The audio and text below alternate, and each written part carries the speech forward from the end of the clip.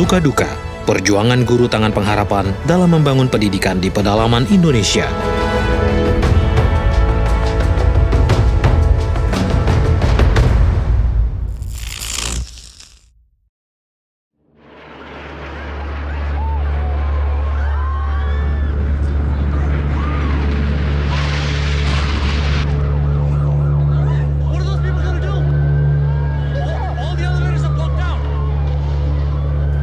Masih ingat dengan peristiwa 9/11? Tepat 19 tahun lalu, gedung kembar World Trade Center di New York City rubuh setelah ditabrak dua pesawat komersil yang dibajak oleh teroris.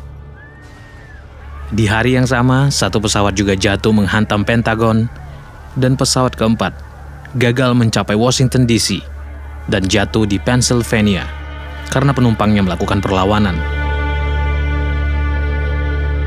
Tercatat ada 2.977 korban jiwa saat itu.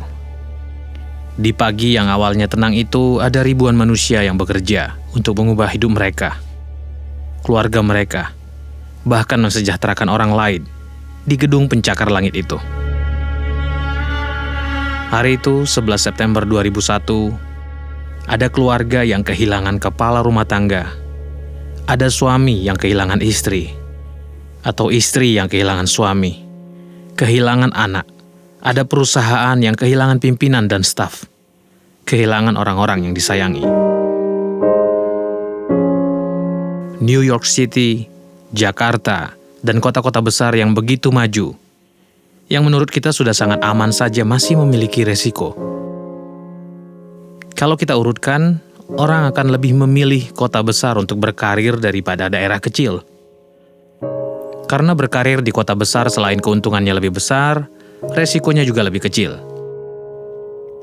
Tapi ada saja orang-orang yang mau mendedikasikan hidupnya untuk tinggal di pedalaman dan hidup bermanfaat bagi orang banyak, walaupun resiko yang harus dihadapi sangat besar.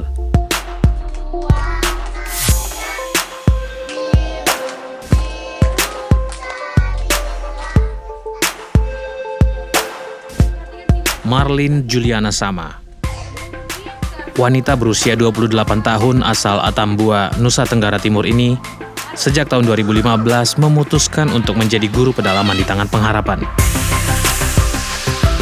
Marlin pernah bertugas di Desa Tuapene dan Desa Tumu yang ada di Timor Tengah Selatan, NTT, lalu kemudian diutus bertugas di Desa Uluwawi, Puukaniki, dan Lapale di Sumba Barat, Nusa Tenggara Timur. Lalu berlanjut ditugaskan ke Feeding and Learning Center Nopen, Timor Tengah Utara, NTT. Dilanjut lagi mengajar di Center Tangan Pengharapan yang ada di Halmahera, Maluku Utara. Di tahun 2020 ini, Marlin kembali diutus ke daerah yang berbeda, di pelosok pegunungan, untuk mengajar anak-anak suku Lauje di Sulawesi Tengah. Perasaan saya dari center-center yang saya sudah pernah tempati, tiap center itu punya karakter yang berbeda. Dari situ saya juga belajar bahwa di wilayah ini karakter mereka seperti ini, terus di wilayah ini karakter mereka seperti begini, dan di wilayah sekarang TTU juga karakter mereka seperti apa. Jadi saya belajar pengalaman hidup lah, dari penempatan pertama di Center Tuapene di TTS Amanduban Timur, kemudian pindah di Center Tumu di wilayah TTS juga, kemudian di Sumba Barat di Center Uluwawi, Puukaniki, dan Lapale, terus yang terakhir sekarang di FLC Nopen di Timor Tengah Utara.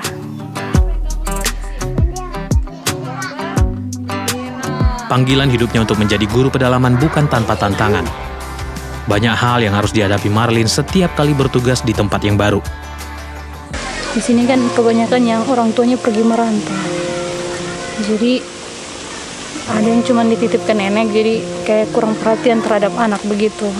Mereka taunya anak ke sekolah ya, masalah pendidikan seutuhnya di sekolah yang atur. Kalau di rumah mereka kayak lepas tangan gitu masalah pendidikan. Biasanya seperti itu. Menjadi seorang guru merupakan sebuah tanggung jawab untuk bisa menjadi role model atau contoh panutan bagi anak-anak didik dan juga masyarakat. Saat seorang guru bisa berperan sebagai teladan, tidak heran anak-anak didik juga bercita-cita dan ingin menjadi seperti gurunya. Seperti salah satu murid Marlin di Feeding and Learning Center Nopen, Timur Tengah Utara ini.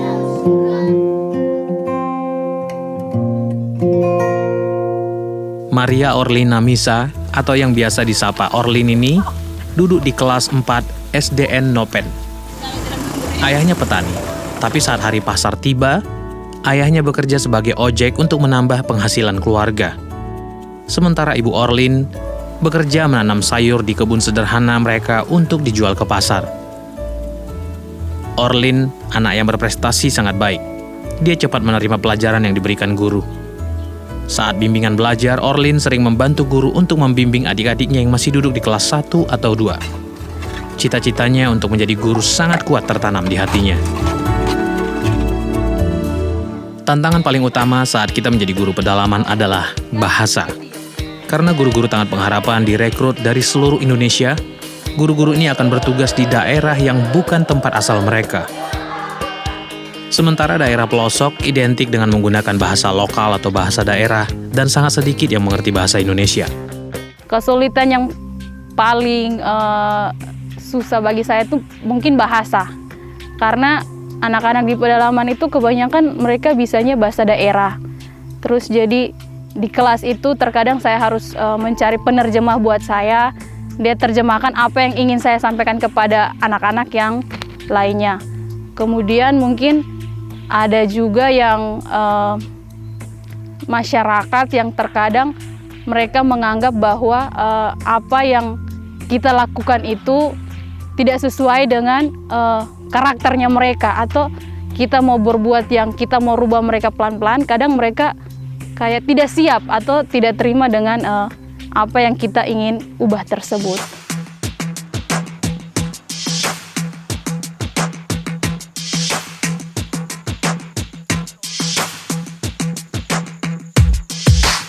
Sebagai guru pedalaman, Marlin sudah siap menghadapi kondisi alam dan minimnya fasilitas.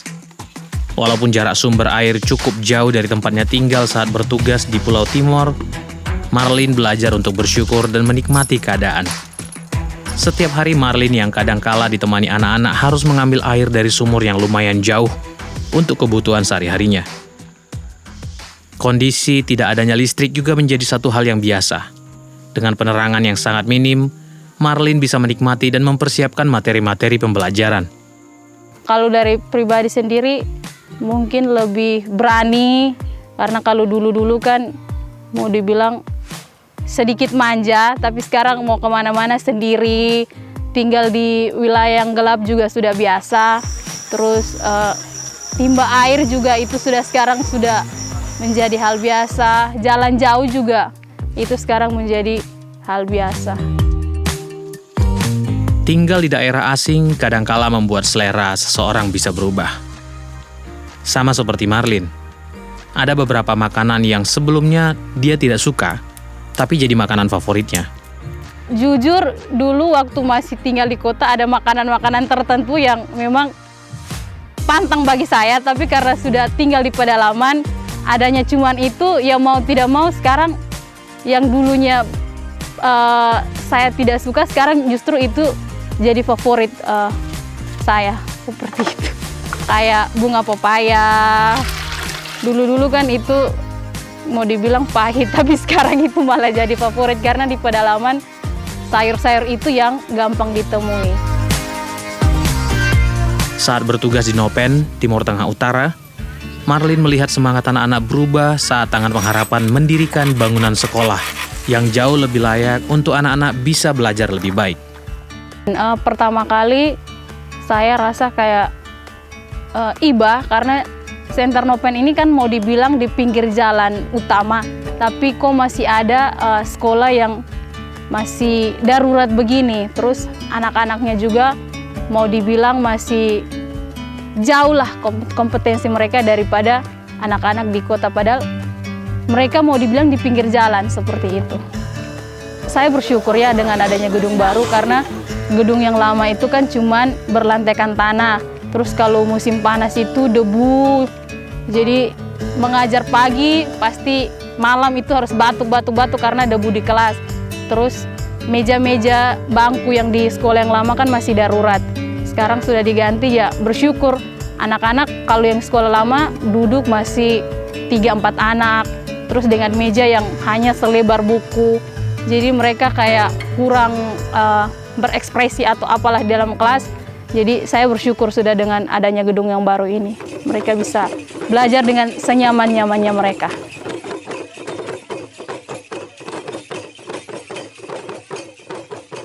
Selain bahasa, budaya dan tradisi juga sering menjadi rintangan dalam mengajar anak-anak di pedalaman.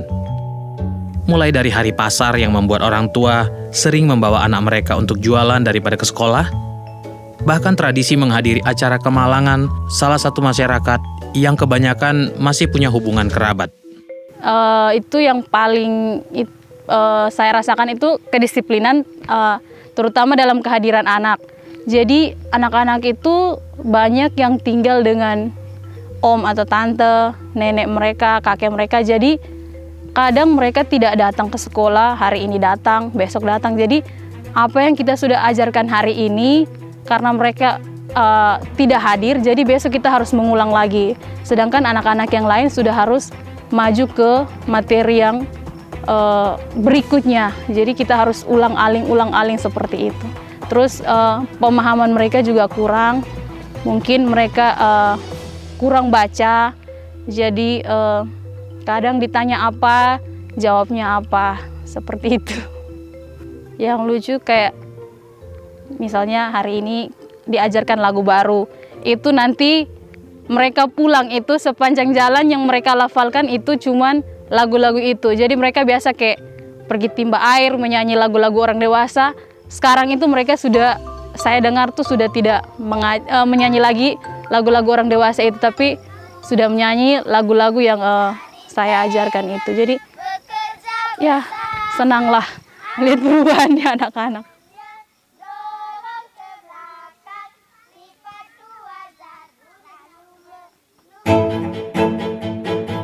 Di tahun 2019, Marlin dipercaya untuk bertugas di Feeding and Learning Center Kayatas, Halmahera Utara, Maluku Utara. Tempat baru, budaya baru, tantangan yang baru. Di Halmahera, Marlin kembali beradaptasi dengan anak-anak, masyarakat, dan budaya setempat. Di daerah Maluku Utara ini juga Marlin mulai mengajarkan anak-anak cara memanfaatkan lahan kecil menjadi sumber bahan pangan terutama di masa pandemi COVID-19. Sekitar 1 tahun sudah Marlin mengabdi di Halmahera Utara.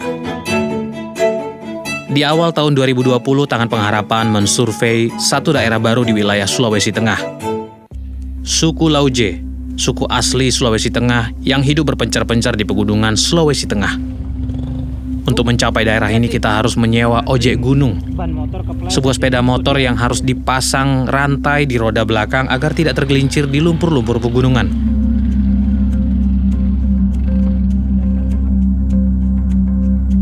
Masyarakat Lauje tinggal di rumah tinggi yang berukuran kecil bersama anak-anak mereka yang lumayan banyak. Dan satu lagi, ada budaya unik yang terjadi di suku ini, yaitu menikah dan dinikahkan di usia dini.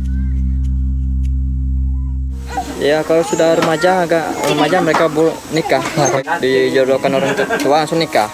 SD juga? Ya, kemarin kami di Pindah Sangkang tuh segini sudah bawa anak sekolah.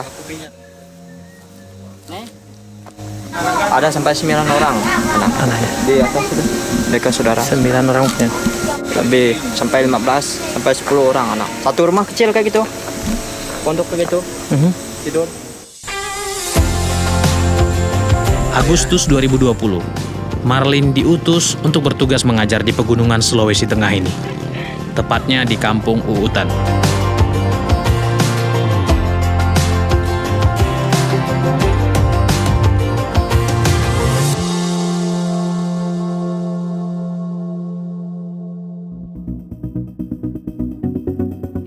Kategori laporan terbaik jatuh kepada Kak Marlin. Jalan hidup ini bicara tentang bertahan, berbagi, berbuat, dan bukan hanya sekedar kata aku. Wow. Tidak mudah untuk menjadi seorang agen perubahan. Bahkan, resiko adalah nama tengahku. Terima kasih Anda telah menyaksikan program Journey Tangan Pengharapan sampai selesai. Bagi Anda yang ingin ikut ambil bagian dalam membangun masa depan generasi bangsa, Anda dapat mensupport Tangan Pengharapan dalam beberapa program yang kami lakukan untuk mengentaskan kemiskinan, baik kesehatan, pemberdayaan masyarakat, makanan bergizi, dan pendidikan bagi anak-anak di seluruh pelosok Indonesia dengan berdonasi ke nomor rekening di bawah ini. Dan untuk informasi lebih lanjut, Anda dapat menghubungi call center kami di 0813 14 33 3341. Sampai jumpa minggu depan. Salam Tangan Pengharapan.